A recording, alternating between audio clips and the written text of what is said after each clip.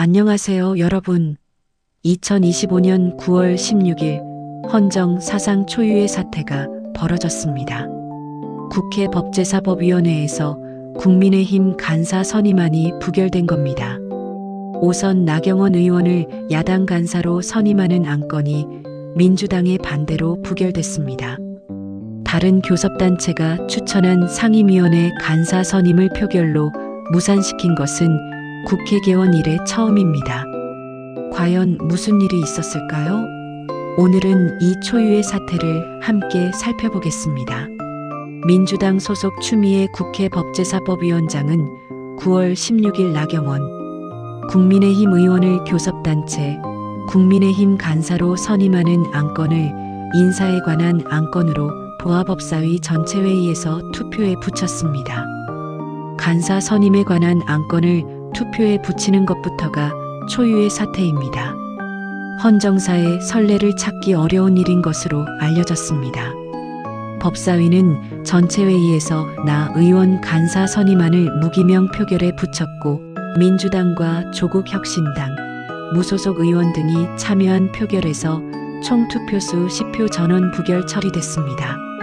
통상 간사 선임은 각 당의 추천을 존중해 별다른 이해 없이 호선으로 처리해왔지만 예외적 상황을 벌인 셈입니다.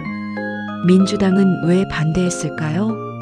민주당은 나 의원이 2019년 패스트트랙 충돌 사건으로 기소된 상태에서 전날 검찰로부터 징역 2년이 구형된 점을 들어 간사직 수행이 부적절하다고 주장했습니다. 또한 지난해 123 비상계엄 이후 윤석열 전 대통령을 옹호한 태도를 문제 삼았습니다. 장경태 의원은 내란을 옹호하고 내란 수괴와 내통하며 사실상 공범으로 보이는 분이 간사를 하는 것에 반대한다고 말했습니다. 정춘생 조국혁신당 의원은 법사위 간사 자리가 본인의 사법 리스크를 막아줄 방탄으로 악용돼서는 안 된다고 말했습니다. 민주당 입장에서는 나경원 의원이 법사위 간사로 부적절하다는 겁니다. 국민의힘은 강하게 반발했습니다. 국민의힘은 간사 선임은 교섭단체 간 오랜 관례와 불문율에 따라야 한다며 민주당이 약속을 뒤집고 일방적으로 부결시킨 것은 법사위를 전횡의 놀이터로 만든 것이라고 반발했습니다. 나경원 의원은 간사 선임은 국회법상 일사부재의 원칙에 해당하는 안건이 아니다라고 반박했습니다. 법사위 소속 박준태 국민의힘 의원은 교섭단체 대표의원이 추천한 간사를 위원장에게 통보하고 이를 본회의에 보고하도록 하는 국회법 개정안을 발의했습니다. 간사를 투표가 아닌 통보제로 바꾸자는 겁니다. 이번 사태의 문제는 무엇일까요? 교섭단체 간사는 상임위원장과 협의해 상임위의 의사일정 등을 결정합니다. 국민의힘 간사가 공석으로 비어있으면 추미애 위원장은 민주당 간사하고만 협의해서 법사위 의사일정을 마음대로 정할 수 있게 됩니다. 상임위 의사일정을 전행할 수 있게 되는 것입니다. 야당의 의견은 듣지 않고 여당 마음대로 법사위를 운영할 수 있다는 뜻입니다. 이것이 과연 민주주의일까요? 어떠한 이유가 있다고 해도 한 교섭단체가 자신들의 간사를 정하는 일을 다른 교섭단체가 간섭할 사유가 되는지는 의문입니다. 민주당 의원들 중에서 여러 송사에 휘말리면서 항소심에서까지 유죄가 나왔던 의원들도 오랫동안 아무런 문제 없이 법사위에서 활동했던 적이 많았기 때문입니다. 교섭단체 간사 선임의 안건을 전체회의에 붙여 투표로 부결시킬 수 있는 것이었더라면 보수정당이 절대다수 의석을 차지했던 시절에는 왜 그런 선례가 한 번도 없었겠는가? 이중잣대라는 비판이 나오는 이유입니다. 민주당이 국회 운영과 관련해 헌정사의 오랜 관례를 깨운 것이 이번이 처음 있는 일도 아닙니다. 민주당은 과거 2020년 문재인 정부 하에서 21대 국회가 개원할 때 상임위원장 17개를 다 독차지해 설화에 오른 바 있습니다. 해당 사건은 1987년 5월 12대 국회 후반기 이후 33년 만이고 1987년 민주화 이후 87체제에서는 처음 있는 일이었습니다. 2020년 상임위원장 17개 독차지, 2025년 간사 선임 부결, 민주당의 일방독주 행태가 반복되고 있습니다.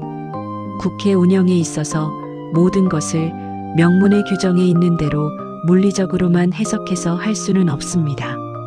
그것은 정치의 본령에 어긋나는 일이기 때문입니다.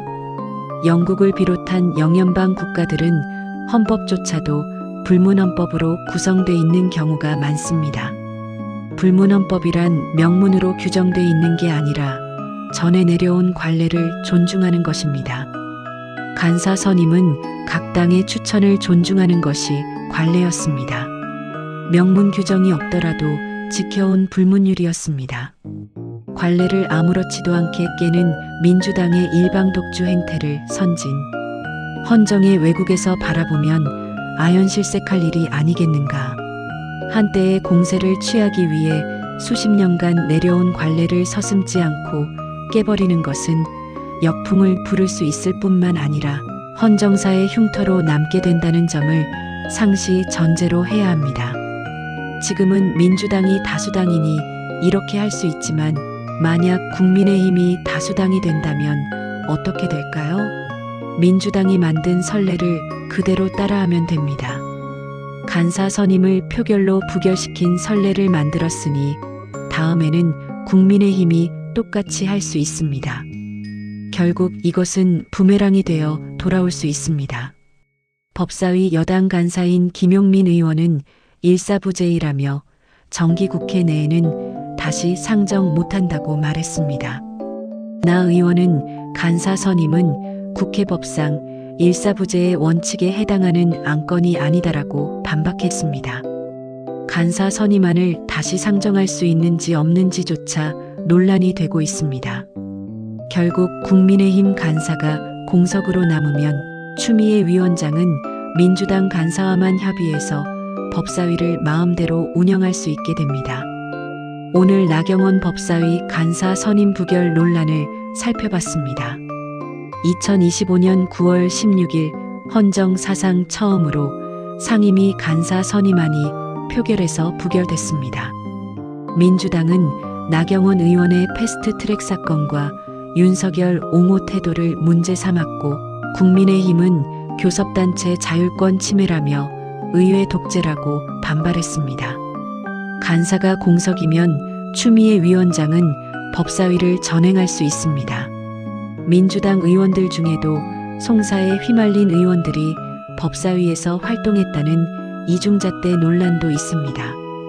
2020년 상임위원장 17개 독차지에 이어 2025년 간사 선임 부결, 관례를 깨는 민주당의 일방독주 행태가 반복되고 있습니다. 한때의 공세를 위해 수십 년 관례를 깬 것은 역풍을 부를 수 있고 헌정사의 흉터로 남게 됩니다. 여러분은 이번 간사 선임 부결을 어떻게 생각하시나요? 댓글로 의견을 남겨주세요.